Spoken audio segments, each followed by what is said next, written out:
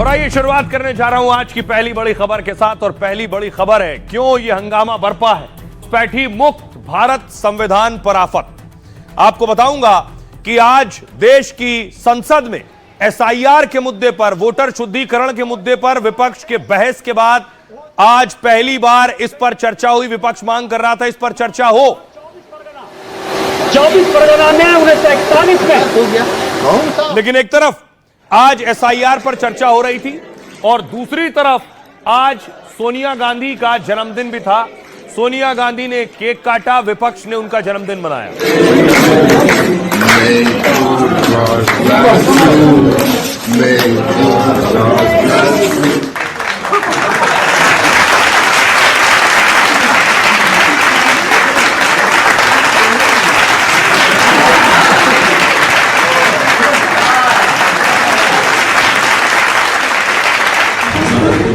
तस्वीर में आप देख रहे हैं अखिलेश यादव हैं, प्रियंका गांधी हैं, खड़गे हैं और राहुल गांधी पीछे खड़े हैं। सपा के भी कुछ सांसद खड़े हैं, डिंपल यादव खड़गे जी के बगल में खड़ी हैं। और इस तस्वीर के साथ आपको ये बताऊं कि सोनिया गांधी 79 साल की हो गई, लेकिन आज उन्हें एक नोटिस मिला है कि 1980 में जब वो वोटर लिस्ट में उनका नाम आ गया था, लेकिन वो देश की नागरिक नहीं हुई थी। तो सवाल उठ रहे हैं, नागरिक नहीं हुई तो वोटर लिस्ट में नाम कैसे आया? अब उन्हें जवाब देना है। लेकिन घुसपैठ को लेकर अलग लड़ाई शुरू हो गई है उत्तर प्रदेश बनाम बंगाल की। यह तस्वीर आप देख रहे हैं, योगी ने ऑर्डर दिया घुसपैठियों को बाहर निकालो ढूंढकर। कानपुर की तस्वीरें आपको दिखा रहा हूं।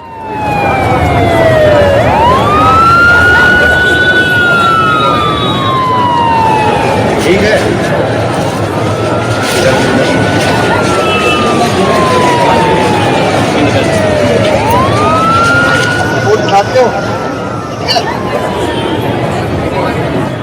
आप देख रहे हैं यूपी में कानपुर में पुलिस चप्पे चप्पे की तलाशी ले रही है, लोगों के घरों तक जा रही है, लोगों के आधार कार्ड देख रही है, लोगों के पहचान पत्र देख रही है, वोटर आईडी देख रही है। कुछ लोगों का जो धारणा गलत है, उसको गलत है, उसके लिए पुलिस ढूंढ रही, उसके खिलाफ सख्ती कार्रवाई। तो योगी की कोशिश है इस मुहिम को इतने बड़े स्तर पर चलाएं कि यूपी में एक भी घुसपैठिया ना हो। ये उत्तर प्रदेश के हापुड़ की तस्वीरें देख रहे हैं, रोज पुलिस वाले सड़कों पर उतर रहे हैं, चप्पे चप्पे पर छानबीन कर रहे हैं।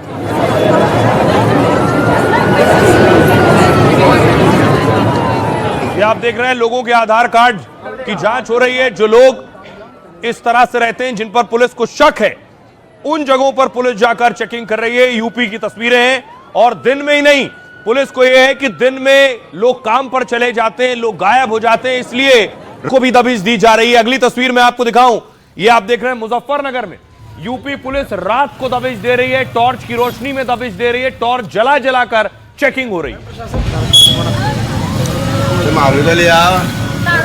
लाइट इधर लिया इस साइड से ये आपका फर्ज है सर। पैन कार्ड कोई देहरादून पे चले जाते हैं हम। भी घुसपैठिया योगी रहने नहीं देंगे। पुलिस इसकी तैयारी में बड़े स्तर पर, युद्ध स्तर पर पुलिस कार्रवाई कर रही है। दूसरी तरफ ममता बनर्जी आज इसके विरुद्ध एक रैली कर रही थी। ममता बनर्जी एनआरसी पर भी बोल रही थी। এনআরসি মানি না, মানবো না, ডিটেনশন ক্যাম্প হবে না, মানুষ বিতাড়িত হবে না, নিশ্চিন্তে থাকুন। এসআইআর সামনে, পেছনে এনআরসি মানি না, মানবো না, ডিটেনশন ক্যাম্প হবে না, মানুষ বিতাড়িত হবে না, নিশ্চিন্তে থাকুন। এসআইআর সামনে, পেছনে এনআরসি মানি না। तो ममता बनर्जी कह रही हैं ना एनआरसी होने दूंगी, ना डिटेंशन सेंटर बनने दूंगी। लेकिन यूपी में देखिए डिटेंशन सेंटर भी बन गए और तैयारी घुसपैठियों को खोजकर बाहर करने की है। वाराणसी की तस्वीर आप देख रहे हैं, रात को पुलिस जाकर अब जांच कर रही है।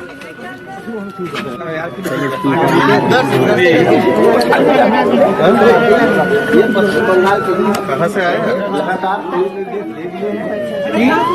कौन है जो मदद करता है? कौन मदद करता? किसने बसवाया आपको इधर? पूछताछ हो गई है ना, कोई देखिए पुलिस बाकायदा लोगों के घरों तक जाकर उनका रजिस्टर भी मेंटेन कर रही है। न सिर्फ वाराणसी, अगली तस्वीर आपको दिखाऊं, श्रावस्ती लिए चलता हूं। श्रावस्ती में भी देखिए, यूपी के सभी जिलों में 75 जिले हैं उत्तर प्रदेश में, हर जिले में यह ड्राइव चल रही है।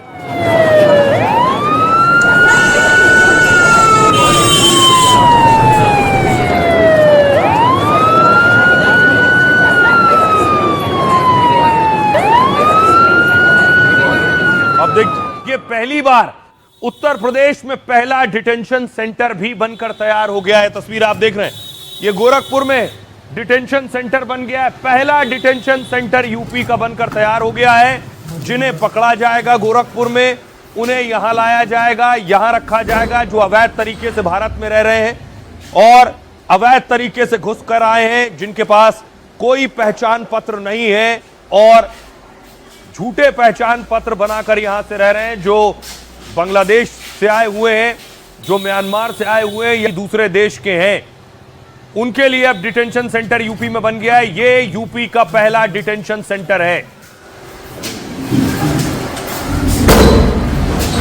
चिंता है तो घुसपैठियों को संरक्षण देने का है। अगर डेमोग्राफी चेंज इसी प्रकार की होगी, घरों के अंदर घंटी और शंख भी नहीं बजाने देंगे। घुसपैठियों को लेकर बड़ा घमासान छड़ा है। एक तरफ बांग्लादेशी और रोहिंग्या घुसपैठियों पर योगी का हंटर चल रहा है। यूपी में शहर शहर ऑपरेशन टॉर्च चल रहा है। यूपी में अवैध रूप से आए घुसपैठियों में खलबली मची है। कहीं वो शहर छोड़कर भाग रहे हैं तो कहीं प्रदेश। उन्हें डर सता रहा है कि योगी डिपोर्ट कर देंगे या डिटेंशन सेंटर भेज देंगे। घुसपैठियों के लिए कोई धर्मशाला नहीं है भारत न उत्तर प्रदेश। जो घुसपैठी है वो भारत से बाहर जाने चाहिए और उनकी जांच होनी चाहिए। देश के जो तमाम गरीबों के अधिकारों पर घुसपैठी डाका डाल रहे हैं, उससे मुक्ति का सही समय यही है। तो दूसरी ओर घुसपैठियों के लिए ममता दीदी भी हुंकार भर रही हैं। वोटर लिस्ट के बहाने ममता ने सरकार को घेरा और ऐलान कर दिया कि जब तक जिंदा हूं किसी को डिटेंशन सेंटर में जाने नहीं दूंगी। পেছনে এনআরসি মানি না, মানবো না, ডিটেনশন ক্যাম্প হবে না। आपने सुना ममता बनर्जी क्या कह रही हैं। देखिए जरा, ऐसा क्यों है कि यूपी में एक अलग लाइन है और बंगाल में अलग। सबसे पहले देखिए, योगी की पुलिस टॉर्च लेकर रात को जा रही है। प्रदेश में रोहिंग्या और घुसपैठिए किसी कीमत पर बर्दाश्त नहीं, योगी कह रहे हैं। योजनाओं से वंचितों को मिलने वाला लाभ बंटने नहीं दिया जा सकता, इसलिए सार्वजनिक संसाधनों पर आ रहे बोझ की सफाई जरूरी है। घुसपैठियों के खिलाफ फुल प्रूफ एक्शन प्लान भी तैयार है।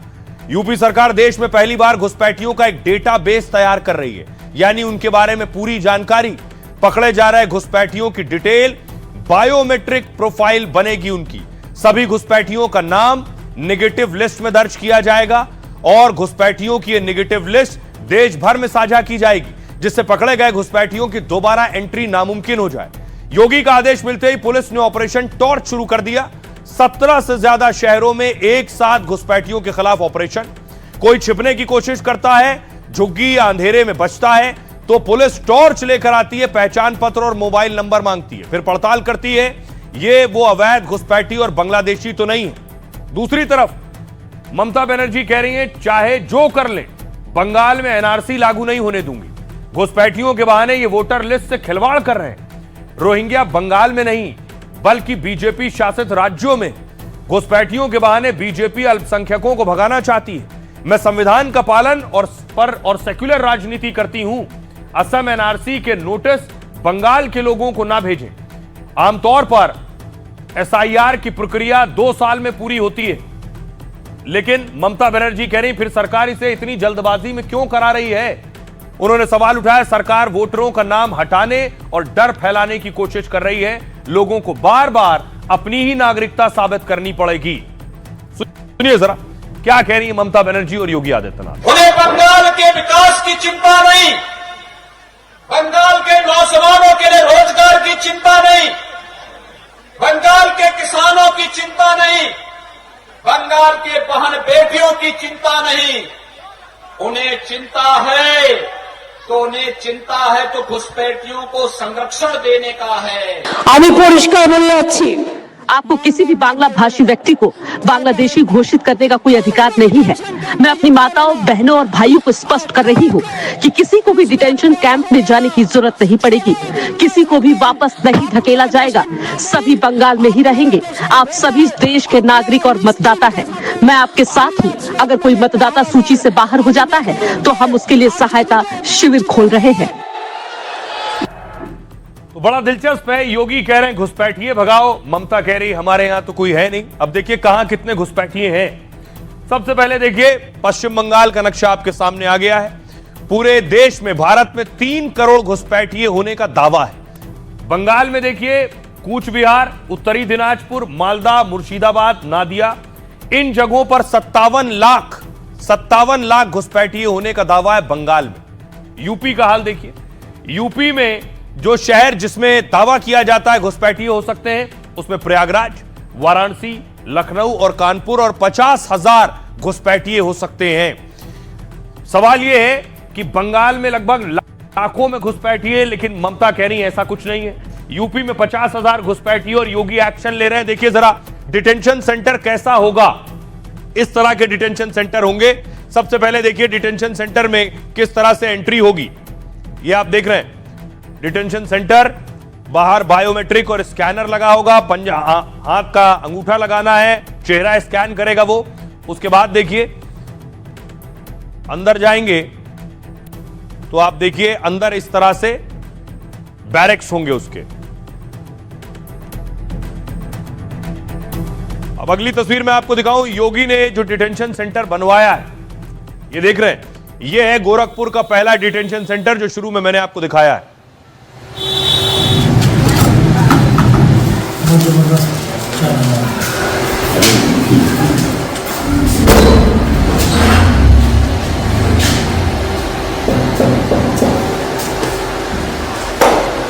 ये आप देख रहे हैं, ये डिटेंशन सेंटर यूपी में बन गया है, लेकिन ममता बनर्जी कह रही है बंगाल में नहीं बनने दूंगी ये डिटेंशन सेंटर, यहां घुसपैठिए रखे जाएंगे।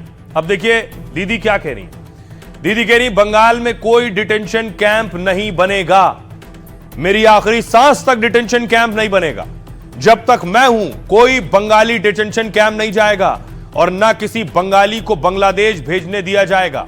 बंगाल का करीब 2000 किलोमीटर का इलाका बांग्लादेश से जुड़ा है। बांग्लादेश से जुड़े 9 जिलों में कई जगह पक्का बॉर्डर नहीं है, इसलिए हर साल बड़ी संख्या में अवैध घुसपैठिए बंगाल आ जाते हैं। फर्जी आधार और वोटर कार्ड बनाने वाले लोग इनकी मदद करते हैं, बाद में हजारों लाखों घुसपैठिए भारतीय बनकर वोट डालते हैं। बंगाल में डिटेंशन सेंटर या घुसपैठियों को बाहर करने की मांग होती है, लेकिन ममता बनर्जी इस मांग को सियासी पैतरेबाजी करार दे रही। दूसरी तरफ घुसपैठियों को रखने के लिए डिटेंशन सेंटर बनाने को कहा, बन भी गए। यूपी के 17 नगर निकायों में डिटेंशन सेंटर बनाने के निर्देश हैं। यूपी में हाईटेक डिटेंशन सेंटर का एक मॉडल भी बन गया।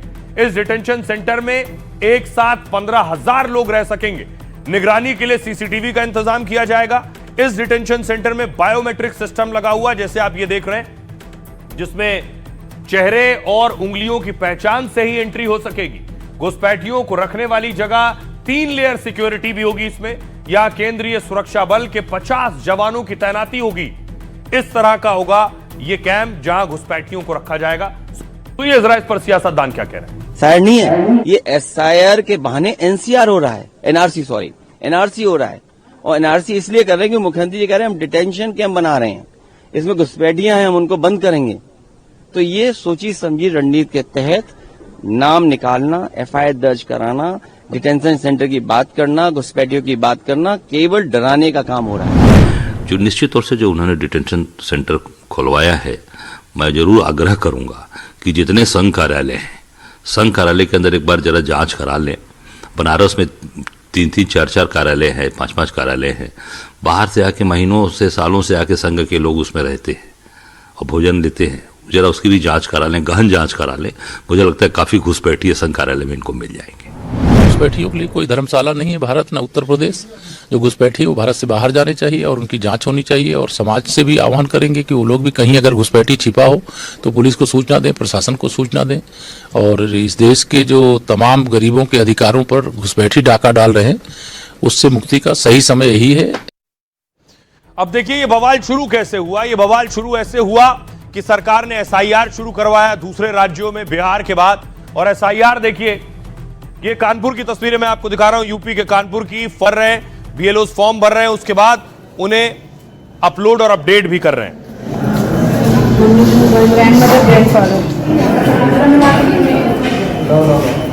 दूसरी तरफ देखिए, आज इस पर एसआईआर पर संसद में चर्चा और बहस भी हुई, क्योंकि विपक्ष पहले दिन से मांग कर रहा था कि एसआईआर पर बात होनी चाहिए। देखिए सांसदों ने एसआईआर पर क्या कहा है।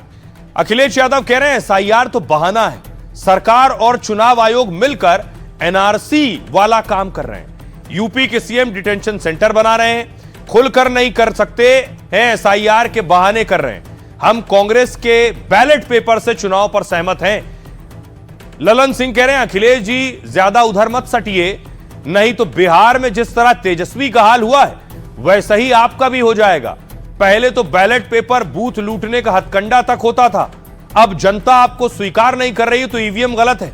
राहुल गांधी कह रहे हैं आरएसएस और बीजेपी देश की संस्थाओं पर कब्जा कर रही है। बीजेपी चुनाव आयोग को कंट्रोल और डायरेक्ट कर रही है, इससे लोकतंत्र को भारी नुकसान हो रहा है, क्योंकि वोट चोरी एक राष्ट्र विरोधी काम है।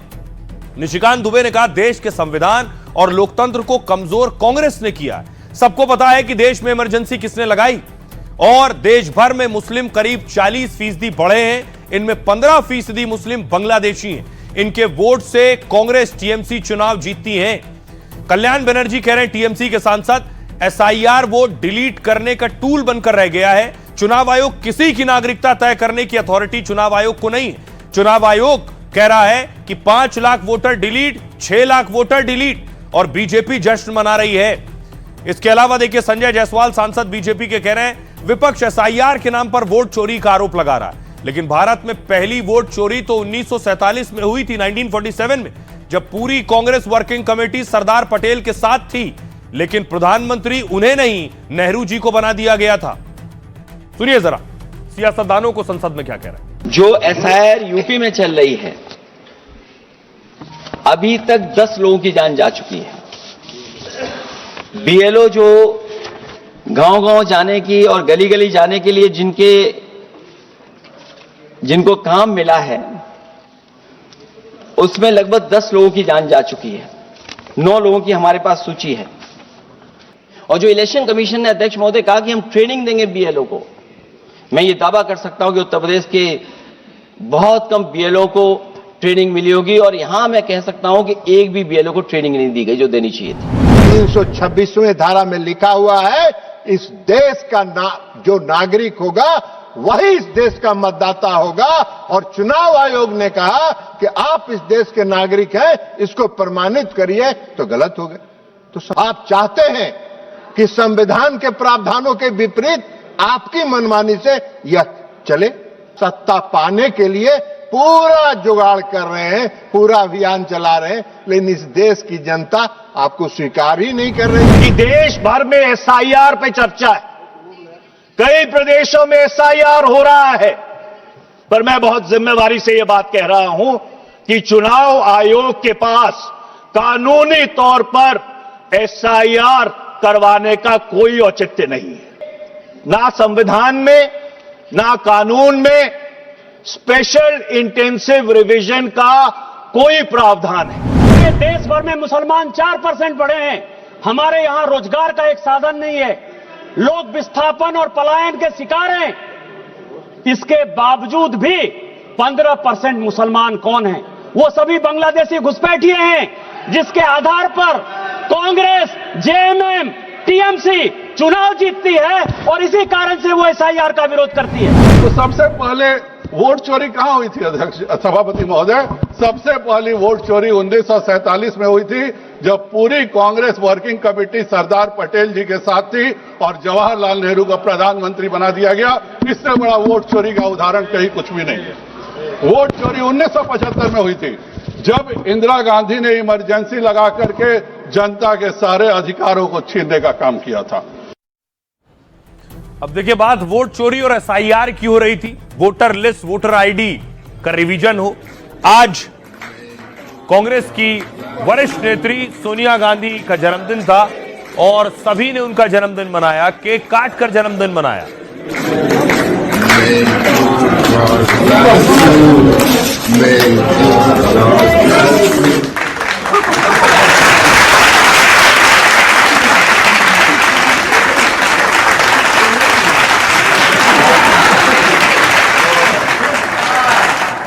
तो संसद में एसआईआर और वंदे मातरम दोनों पर चर्चा हो रही थी। सोनिया गांधी जब बाहर आई तो पत्रकारों ने पूछा जन्मदिन पर कुछ कहेंगी, तो सुनिए क्या कहा।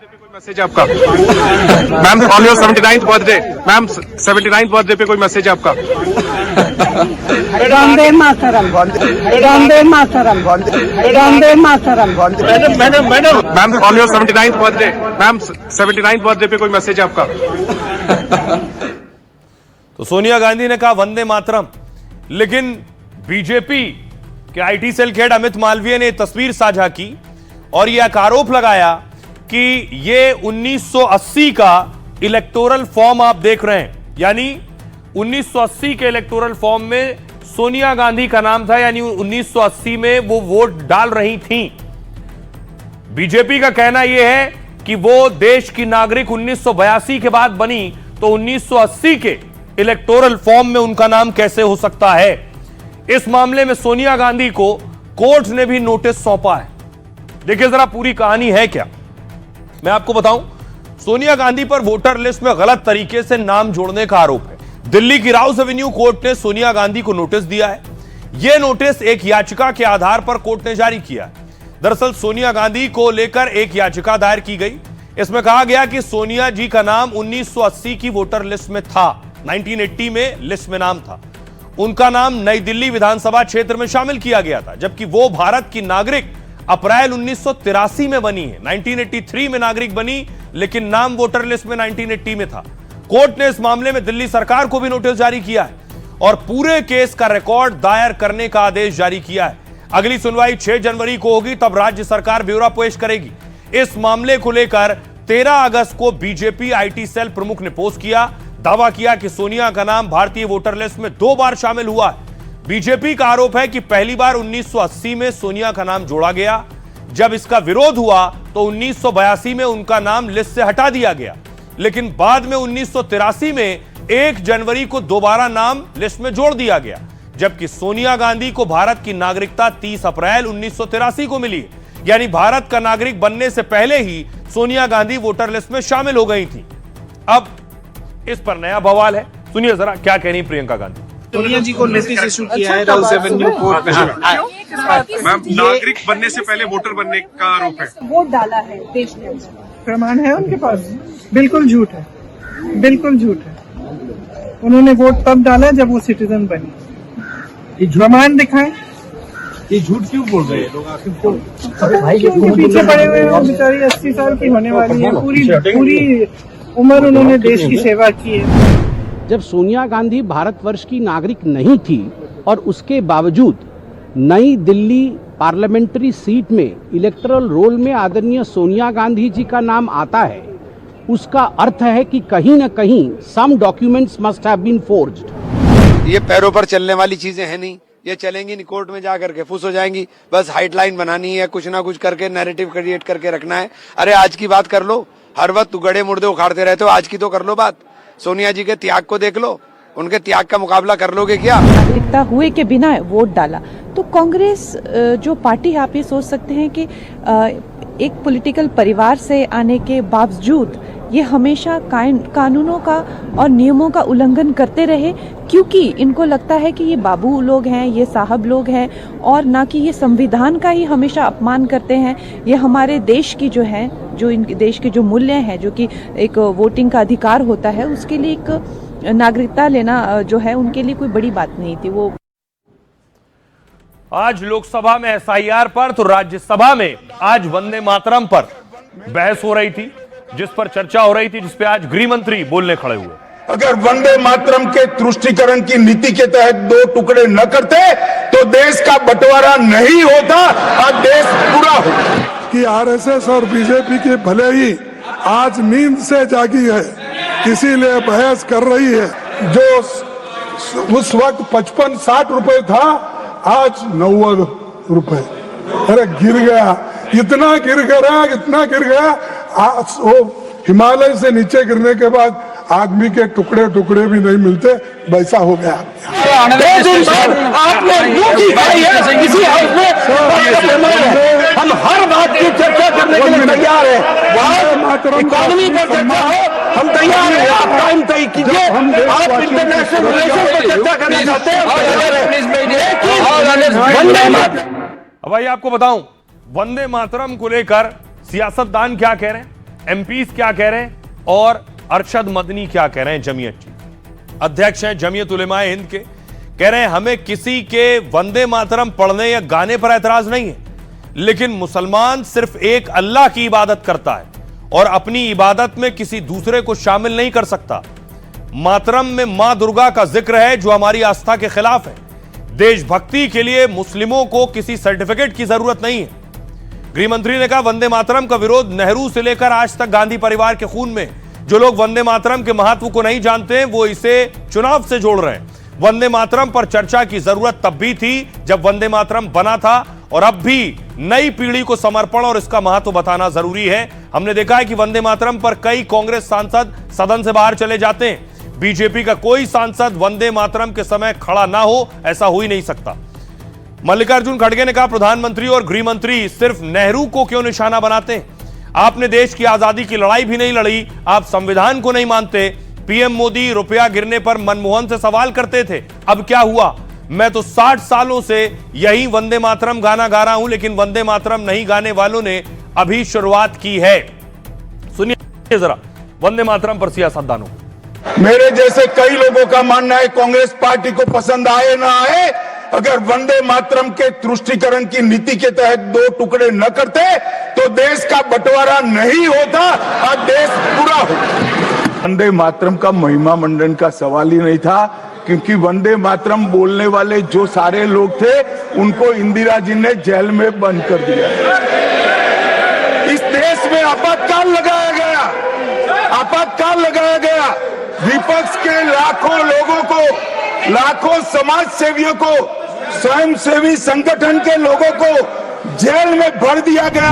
आरएसएस और बीजेपी की भले ही आज नींद से जागी है, इसीलिए बहस कर रही है। आप जब भी इनको अपमानित करेंगे तो ये बात भी खुलकर सामने आएगी कि देश की आजादी में आपके पूरकों। और आइए खबरों में आगे बढ़ते हैं। आज की एक और तस्वीर आपको दिखाने जा रहे हैं जो हिमाचल से आई है। शादी समारोह चल रहा था, सब देख रहे हैं। शादी समारोह में लोग आए थे, महिलाएं डांस कर रही थी, नाच गाना हो रहा था और देखिए जैसे ही ये देखिए पूरा छत नीचे गिर गई।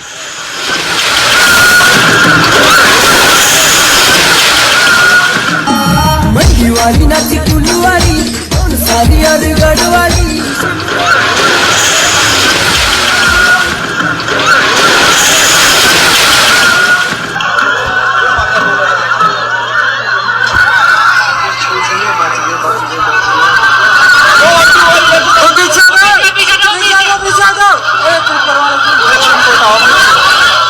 चंबा की मैं आपको दिखा रहा हूं। अचानक टूटकर छत गिर गई, 25 लोग दब गए हैं।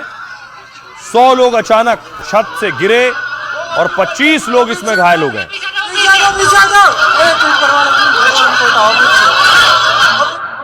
और आइए खबरों में आगे बढ़ते हैं। आज की एक और बड़ी खबर है, गोवा में भी योगी वाला एक्शन शुरू हो गया है। योगी वाला इलाज हो रहा है जो भी अपराध कर रहा है। यह तस्वीर आप देख रहे हैं, बुलडोजर गोवा में भी चल गया है। यूपी से शुरुआत हुई, अब हर राज्य में चलने लगा है बुलडोजर। तस्वीर देखिए जरा, क्यों चला बुलडोजर मैं आपको और अब देखिए वही हुआ। यह है नाइट क्लब।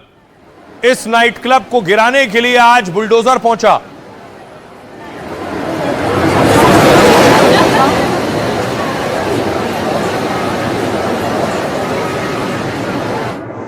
गोवा के सीएम ने बुलडोजर भेजा कि अवैध तरीके से बना हुआ था ये और एक्सपायर हो गई थी इसकी परमिशन भी।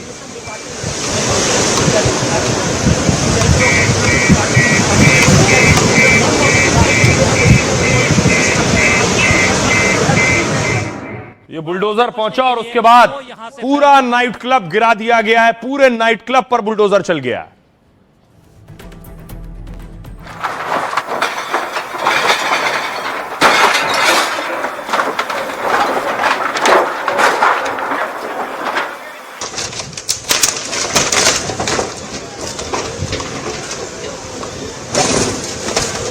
के लिए, सवालों से बचने के लिए वो यहां से फरार हो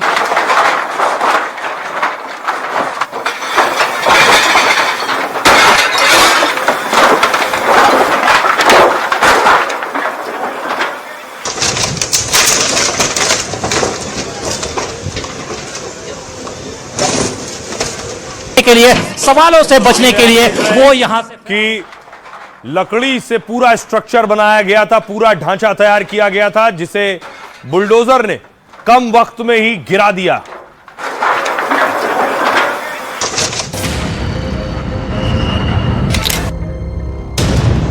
गोवा में योगी स्टाइल में इलाज शुरू हो गया है। रोमियो क्लब को बुलडोजर से जमींदोज कर दिया गया। 25 लोगों की मौत के बाद नाइट क्लब के निर्माण पर सवाल उठ रहे थे।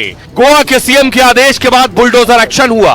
नाइट क्लब के मालिक थाईलैंड के फुकेट फरार हो चुके हैं। बुलडोजर एक्शन के बाद अब लूथरा बंधुओं का नंबर आने वाला है। अब देखिए जरा, बड़ी चीज यह है कि योगी वाले इलाज की पहले बहुत आलोचना और निंदा होती रही, और उसके बाद अब सभी राज्यों में उस फॉर्मूले को अपनाया जाता है कार्रवाई के लिए। गोवा के नाइट क्लब पर बुलडोजर चला। गोवा के सीएम प्रमोद सावंत के आदेश पर यह कार्रवाई हुई। आपको बताऊं, लूथरा बंधुओं के आउटलेट को जमींदोज कर दिया गया। आगजनी की घटना के बाद से सुर्खियों में यह नाइट क्लब रहा। नाइट क्लब पर अवैध निर्माण का आरोप लगा था। अरपोरा नदी के बैक वाटर में क्लब निर्माण पर सवाल उठ रहे थे। बिना अनुमति के ही क्लब का निर्माण किया गया था, जहां आने और बाहर जाने के रास्ते बेहद संकरे थे। इस वजह से फायर ब्रिगेड की टीम मौके तक नहीं पहुंची। साथ ही स्थानीय सरपंच ने भी गोवा के क्लब को अवैध बताया था। नाइट क्लब को पहले ही तोड़ने का नोटिस दिया जा चुका था, लेकिन तब क्लब मालिकों ने सेटिंग कर ली, अपनी पहुंच का इस्तेमाल किया। साथ ही सुरक्षा मानकों में भारी लापरवाही सामने आई। अब आगजनी की घटना के बाद यहां बुलडोजर चला। सीएम प्रमोद सावंत ने अधिकारियों को सख्त हिदायत दी है, अवैध रूप से चल रहे सभी क्लब बार के खिलाफ तुरंत कार्रवाई हो। एक भी अवैध ढांचा बर्दाश्त नहीं किया जाएगा। जो नियम तोड़ेंगे उनके खिलाफ बुलडोजर चलेगा। गोवा की जनता की सुरक्षा से कोई समझौता नहीं होगा। क्लब का ट्रेड लाइसेंस मार्च 2024 में ही एक्सपायर हो चुका है। इसके बाद क्लब को सील या बंद किया जा सकता था। गोवा में नियम के मुताबिक स्थानीय पंचायत यह एक्शन ले सकती थी, लेकिन इस मामले में कार्रवाई में देरी की गई। इस लापरवाही की भी अलग से जांच के आदेश दिए गए हैं। लूथरा का नाइट क्लब का बहुत बड़ा कारोबार था, लेकिन कभी भी पर्यटन संघ में पंजीकृत नहीं कराया गया। उन्हें केवल पंचायत में लिस्टेड किया गया था। मतलब नाइट क्लब में सुरक्षा से लेकर हर स्तर पर लापरवाही हो रही थी। सुनिए जरा क्या कुछ कह रहे हैं डिप्टी डायरेक्टर गोवा टूरिज्म के। हम यहाँ पे कंप्लेंट हुआ था और जुलाई में हमने एक बार डेमोलिश ऑलरेडी हो चुका है, तो ये वापस एनक्रोचमेंट हुआ है। कितना एरिया है? 198 स्क्वायर मीटर्स बीच पे एनक्रोचमेंट हुआ है। ओके, तो एनक्रोचमेंट हुआ है तब तो नोटिस वोटिस कुछ देने की जरूरत नहीं। We can remove the encroachment directly.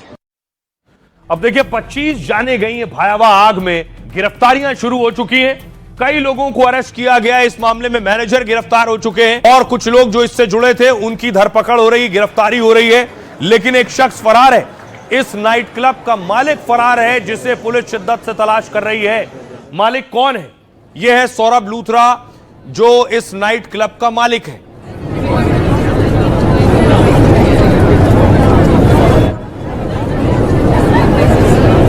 Saurabh Luthra को पुलिस तलाश रही है शिद्दत से। सौरभ कहां है, इसका भी पुलिस को पता चल चुका है।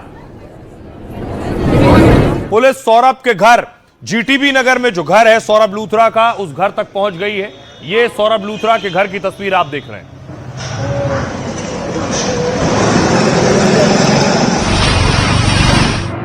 एक्शन तेज किया जा चुका है। सभी का हिसाब होगा।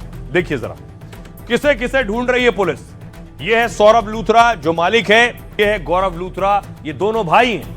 थाईलैंड के फुकेट में दिखा गोवा नाइट क्लब का मालिक, और आग लगने की घटना के बाद दोनों भाई थाईलैंड भाग गए थे। सौरभ लूथरा और गौरव लूथरा की तस्वीरें सामने आई। इंटरपोल ने दोनों भाइयों के खिलाफ ब्लू कॉर्नर नोटिस जारी कर दिया है। गोवा पुलिस ने इस सिलसिले में सीबीआई को पत्र लिख दिया है, जिसके बाद सीबीआई ने इंटरपोल से ब्लू कॉर्नर नोटिस जारी करवाया है। सौरभ लूथरा और गौरव लूथरा थाईलैंड के फुकेट में छिपे हुए। ब्लू कॉर्नर नोटिस जारी करने के बाद से इनका लोकेशन ट्रेस करना आसान है। साथ ही दोनों को भारत लाने का रास्ता भी आसान हो जाएगा। अब दोनों को प्रत्यर्पित कर गोवा लाने की तैयारी है। भारत और थाईलैंड के बीच दरअसल प्रत्यर्पण संधि है। दोनों देशों के बीच 2015 से यह संधि है। इस संधि से थाईलैंड को अपराधी को भारत को सौंपना होगा। हालांकि प्रत्यर्पण की कानूनी प्रक्रिया लंबी और जटिल होती है। इस वजह से लूथरा बंधुओं को भारत वापस आने में वक्त लग सकता है। थाईलैंड में कुछ दिन रहने का उन्हें और समय मिल सकता है। साथ ही कानूनी बचाव की योजना बनाने का भी इन्हें मौका मिलेगा। थोड़ा वक्त लग सकता है, लेकिन लूथरा बंधु की मुश्किलें अब बढ़ गई हैं। गोवा सरकार दोनों को जल्द से जल्द भारत लाने की तैयारी में है। सुनिए जरा क्या कुछ कह रहे हैं प्रियंका और अखिलेश।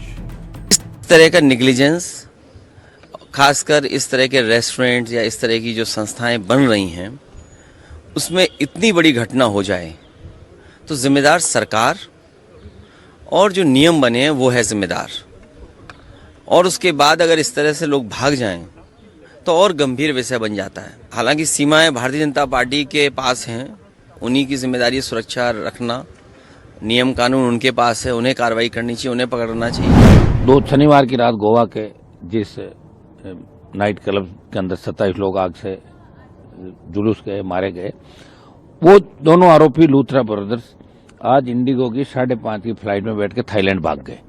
तो उसके बारे में सरकार क्या कर रही है? आज वो गौरव और सौरभ लूथरा, वो इंडिगो एयरलाइंस जो 500 से ज्यादा फ्लाइट्स उसकी रीशेड्यूल हुई हैं फिर से आज के समय पर, वही इंडिगो फ्लाइट लेकर थाईलैंड पहुंच गए हैं।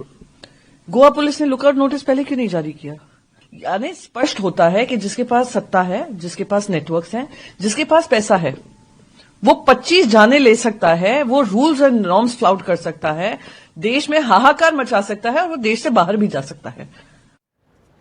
अब आइए आपको बताऊं कि आखिर सौरभ लूथरा है कहां। खबर आई कि सौरभ लूथरा जैसे ही आग लगी उसके कुछ घंटों बाद ही वो भारत छोड़कर भाग चुका था इंडिगो की फ्लाइट लेकर। उसकी आज एक तस्वीर आई, बताया गया कि सौरभ लूथरा थाईलैंड भाग चुका है। थाईलैंड के फुकेट में सौरभ लूथरा की यह तस्वीर सामने आई और उसके बाद से पुलिस ने एक्शन शुरू किया। अब देखिए जरा कि आखिर ये थाईलैंड ही क्यों भागा है। सवाल ये, गोवा के रोमियो लेन नाइट क्लब में शनिवार रात आग लगी थी और आग लगने के बाद क्लब स्टाफ समेत 25 लोगों की मौत हो गई। हादसे के कुछ ही घंटों बाद क्लब का मालिक देश से फरार हो गया।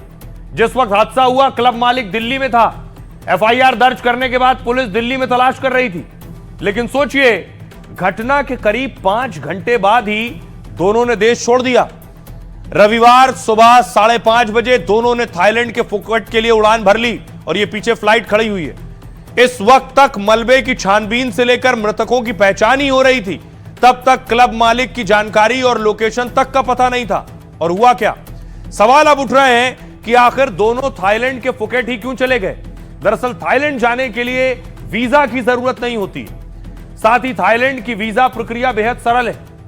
थाईलैंड भारत सहित कई देशों के लोगों को वीजा ऑन अराइवल देता है। दिल्ली से सुबह 5:30 बजे इंडिगो की सीधी उड़ान उपलब्ध थी। आपात स्थिति में सीधी उड़ान सबसे तेज विकल्प था इनके पास। थाईलैंड का फुकेट एक बड़ा अंतर्राष्ट्रीय पर्यटन केंद्र है। यहां हर दिन बड़ी संख्या में विदेशी पर्यटक आते हैं। ऐसे में किसी भारतीय के लिए यहां भीड़ में घुल मिल जाना बहुत आसान है। साथ ही कुछ समय के लिए अपनी पहचान छिपाना भी मुश्किल नहीं था। पश्चिमी देशों या छोटे देशों में पहचान उजागर होने का खतरा अधिक होता है। लूथरा बंधुओं का कारोबार भारत के साथ साथ 4 दूसरे देशों तक फैला है। संभव है कि वो थाईलैंड में लूथरा बंधुओं के नेटवर्क पहले से मौजूद हो, जो उन्हें तुरंत सहायता के साथ सुरक्षित जगह भी दे सकते हैं।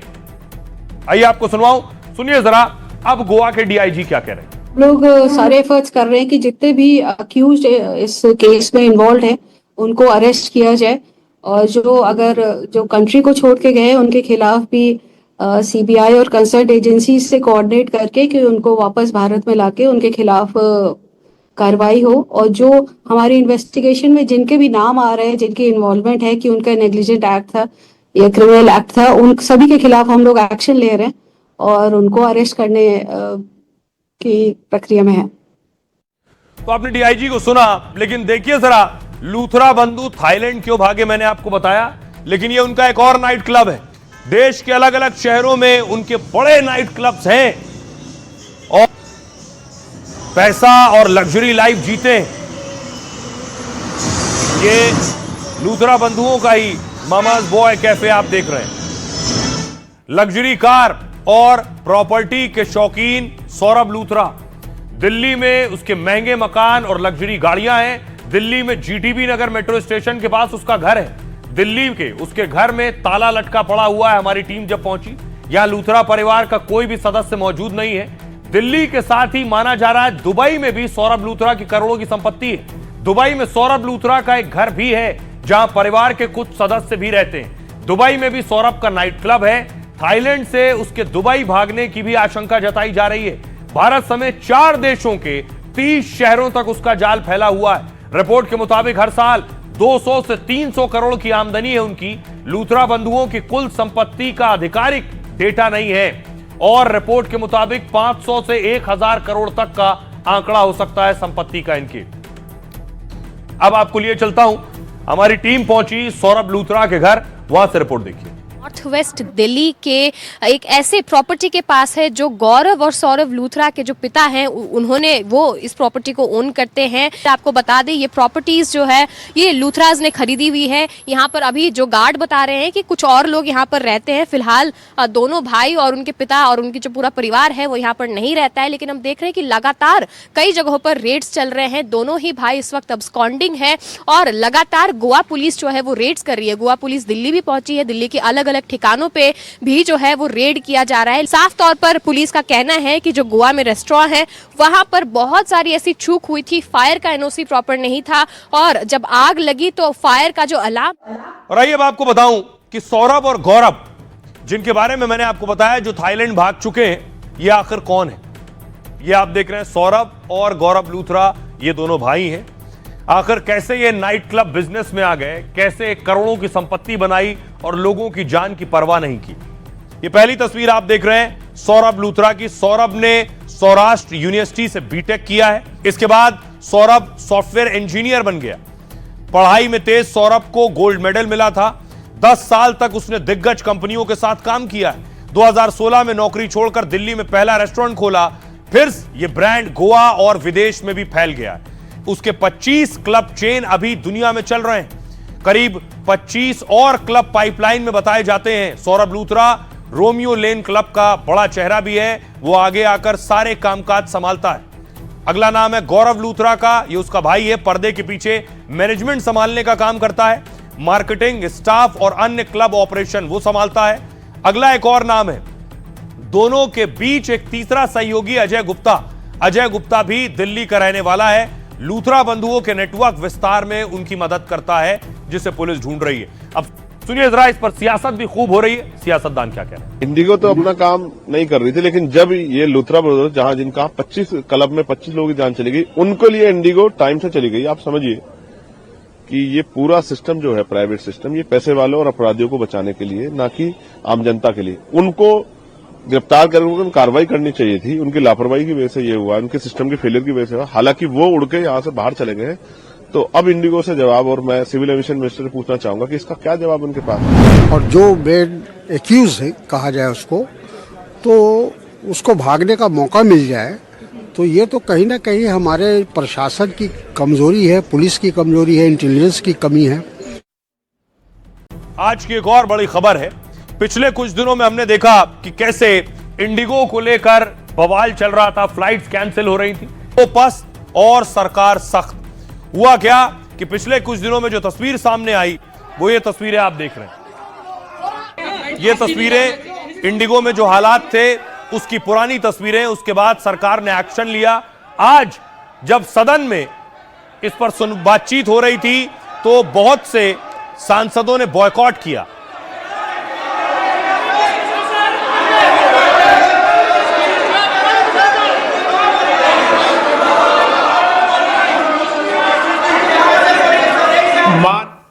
अब देखिए सरकार ने अब तक क्या कुछ एक्शन लिया है। मंत्रालय ने इंडिगो की उड़ानों को 10% कम करने का आदेश दिया है। मंत्रालय ने यह आदेश इंडिगो के ऑपरेशन को स्थिर करने के लिए दिया है। रूट कम करने के बावजूद इंडिगो अपने सभी गंतव्यों को कवर करेगी। मंत्रालय ने आज फिर इंडिगो के सीईओ पीटर एल्बर्स को तलब किया था और इंडिगो को मंत्रालय के सभी निर्देशों का हर हाल में पालन करना होगा। इससे पहले मंत्रालय ने इंडिगो की 5% फ्लाइट्स कम की थी। अब इंडिगो को बुधवार तक बदला हुआ शेड्यूल जमा करना होगा। देश के 10 बड़े एयरपोर्ट पर सीनियर ऑफिसर्स की तैनाती की गई है। अफसर पता लगाएंगे कि यात्रियों को कौन कौन सी परेशानी आ रही है, ताकि एयरपोर्ट की जमीनी हालत पर रियल टाइम नजर रखी जा सके। इस बीच डीजीसीए इंडिगो के सीईओ और सीईओ को समन भी भेज सकता है, यानी बुला सकता है। इंडिगो संकट पर चल रही जांच पर 15 दिनों में रिपोर्ट आने की उम्मीद है। उधर नागरिक उड्डयन मंत्री ने इंडिगो संकट पर संसद में बयान दिया है। मंत्री राम मोहन नायडू ने कहा, जो हुआ उसकी पूरी जिम्मेदारी तय होगी। डीजीसीए ने इंडिगो के अधिकारियों को कारण बताओ नोटिस भी जारी किया है। उन्होंने कहा कि यात्रियों को परेशान करने का अधिकार किसी को नहीं है। सुनिए जरा सियासतदानों को इस पर क्या कह रहे हैं। And are expected to rise further today. जवाबदेही सुनिश्चित की जाएगी। डीजीसीए ने इंडिगो के वरिष्ठ नेतृत्व का कारण बताओ नोटिस जारी किया है और एक विस्तृत जांच शुरू कर दी है। परिणाम के आधार पर विमान नियमों और अधिनियम के तहत सख्त और उचित कार्रवाई की जाएगी। किसी भी एयरलाइन को, चाहे वह कितनी भी बड़ी क्यों ना हो, योजना की विफलता, गैर अनुपालन या वैधानिक प्रावधान का पालन न करने के माध्यम से यात्रियों की ऐसी कठिनाई का कारण बनने की अनुमति नहीं दी जाएगी। Enforcement investigation. हम लोग क्लैरिफिकेशन और डिस्कशन चाह रहे थे। मंत्री जी पूरी गलती इंडिगो के ऊपर थोप के वो निकलना चाह रहे थे। सरकार का पूरा जिम्मेदारी है और डीजीसीए और मिनिस्ट्री इससे भाग नहीं सकती है। इसमें हम चर्चा चाह रहे थे, चर्चा अलाउ नहीं हुआ, इसलिए हम लोगों ने इंडिया अलायंस से वॉकआउट किया। अभी कहीं एक बार उन्होंने ये नहीं कहा कैसे आप लोगों ने घुटने अपने टेक दिए इंडिगो की आर्म ट्विस्टिंग के चलते कि आपने अपने रूल को वापस लेना पड़ा। ये बात उन्होंने नहीं कही। क्या डीजीसी ऑफिशियल्स पे कार्रवाई होगी, ये भी उन्होंने बात नहीं रखी। क्या सिविल एविएशन मिनिस्ट्री में कार्रवाई होगी, कोई भी बात नहीं रखी। अब सवाल यह है कि जिन लोगों ने अपने टिकट करा लिए थे, फ्लाइट नहीं मिली, अब उन्हें पैसा वापस चाहिए, लेकिन उनकी कुछ शिकायतें हैं कि पैसा उन्हें पूरा नहीं मिल रहा है। आइए क्या कह रहे हैं लोग। प्रशांत सिंह राजपूत ने लिखा, मेरा टिकट 9029 का था, मुझे सिर्फ 7155 मिले हैं। कन्वीनियंस फी के नाम पर 1874 रुपए काट लिए गए। फ्रेडी फर्नांडिस ने कहा, टिकट के लिए दिए थे 16396, रिफंड में मिले हैं 10,026 रुपए, कृपया पूरा पैसा वापस करें। अनिरुद्ध सेन कह रहे हैं, मुझे कहा गया था कोई पैसा नहीं कटेगा, लेकिन कैंसिलेशन चार्ज के नाम पर 7,000 काटे गए। हिमांशु शर्मा कह रहे हैं, किराया दिया था 16,497 और वापस किया गया है 11,520। तो ये उन कस्टमर्स की शिकायत है जिन्होंने टिकट कराए थे, पूरा पैसा वापस नहीं मिला। सुनिए जरा इंडिगो के सीईओ क्या कह रहे हैं। Initially, our first priority सबसे पहले हमारी प्राथमिकता सभी फंसे यात्रियों को अपने गंतव्यों तक सुरक्षित पहुंचाने की थी। फिर हमने रिफंड देना शुरू किया बिना किसी सवाल के। लाखों ग्राहकों को पूरा रिफंड मिल चुका है। रिफंड जारी रहेगा। आपको भरोसा दिलाता हूं कि हम अपना वादा पूरा करेंगे। एयरपोर्ट पर पड़े ज्यादातर बैग वापस ग्राहकों तक पहुंच चुके हैं। बाकी बचे सामान को भी जल्द ग्राहकों तक पहुंचा दिया जाएगा। And our teams are working very hard on delivering the remaining ones very soon. अब देखिए जरा इंडिगो ने अब तक कितना पैसा मुसाफिरों को दिया है, अपना पैसा उन तक पहुंचा है। सीईओ ने बयान जारी किया कि हालात सामान्य होने के दावे हैं। इंडिगो ने कहा हर रोज 2 लाख ग्राहकों की मदद की जा रही है। कंपनी ने कहा 827 करोड़ रुपए का रिफंड प्रोसेस किया जा चुका है। 9,500 से ज्यादा होटल रूम और 10,000 कैब और बसें उपलब्ध कराई गई हैं। 4,500 से ज्यादा बैग वापस किए गए हैं और बाकी 36 घंटों में पहुंच जाएंगे। यात्रियों को सबसे ज्यादा परेशानी कैंसिल टिकट के रिफंड को लेकर है। वो लगातार शिकायत कर रहे हैं कि कंपनी पूरे पैसे नहीं लौटा रही। रिफंड को लेकर यात्रियों ने इंडिगो को सोशल मीडिया पर शिकायत की है। दूसरी ओर कंपनी की ओर से यात्रियों को थर्ड पार्टी की दलील दी जा रही है। साथ ही कंपनी यह भी कह रही है कि रिफंड का पैसा आने में वक्त लगेगा। सुनिए जरा लोग क्या कह रहे हैं। थी तो वो डिले होके 12 आवर्स डिले होके रात को 9:45 की कर दी गई है, तो इसलिए हमें 12 आवर्स वेट करना पड़ेगा। पता नहीं अभी कब पहुंचेंगे, पहुंच के देखना पड़ेगा। मैं बुक्स लेके नहीं आई, दीदी की शादी में आई थी, तो सोचा नहीं था कि फ्लाइट्स इतनी डिले हो जाएगी, कैंसिल हो जाएगी। सुबह 9:45 की थी तो अब रात को 9:45 की है। अब वेट करना पड़ेगा क्योंकि बच्ची का कल एग्जाम है, जाना जरूरी है, तो इसलिए वेट करके जाएंगे। ऐसा था, पहले एक फ्लाइट बुक की थी, वो कैंसिल हो गई, तो हम लोगों ने इंडिगो पे वापस फ्लाइट बुक की थी जो आज सुबह 9:45 की थी। एक्चुअली वो डिले होकर रात के 9:45 की हो गई है अभी, तो हम लोगों को अभी पूरा दिन अभी एयरपोर्ट पे वेट करना पड़ेगा। So it's kind of tiring also. लोग तो बहुत हद तक इंडिगो पटरी पर लौटा है। आइए खबरों में आगे बढ़ते हैं। बारी है लाइफ का फंडा की। जिंदगी में आप सारे काम अच्छे करते हैं, फिर भी आप दूसरों की वजह से परेशान रहते हैं, तो आपको चाणक्य नीति पर अमल करना चाहिए। चाणक्य ने कहा है, निर्विषय अणापी सरपेण कर्तव्य महती फणा। मतलब अगर कोई सांप जहरीला नहीं भी होता है तो भी वो अपनी फुफकारने की आदत नहीं छोड़ता है। जब भी सांप के सामने कोई दुश्मन आता है तो वो फुफकार कर उसे डराने की कोशिश करता है ताकि उसका दुश्मन डर जाए और उस पर हमला ना करे। सांप के ऐसा करने से कोई अंदाजा नहीं लगा सकता कि वो जहरीला है या नहीं, क्योंकि वो फुफकार रहा है। इंसान को भी सांप के इस गुण से सीखना चाहिए और दूसरों के सामने कभी अपनी कमजोरी उजागर नहीं करनी चाहिए, नहीं तो लोग इसका फायदा उठाएंगे और आपको नुकसान पहुंचा सकते हैं। इसी तरह अपने दुख या हताशा को सबके सामने बार बार जाहिर करने पर आपके करीबी और अपने भी दूरी बनाने लगते हैं। ऐसी हालत में सांप के जरिए चाणक्य ने लाइफ का बड़ा फंडा दिया कि जिंदगी में कई बार दिखावा करना भी बहुत जरूरी है, यानी खुद की कमी या कमजोरी दिखाने के बजाय खुद को काबिल और मजबूत दिखाना चाहिए। जहां से जो अच्छा मिले उसे हासिल करें, अपनी जिंदगी में उतारिए। अपना और अपनों का बहुत बहुत ख्याल रखिए। रुक रहे हैं एक छोटे से ब्रेक।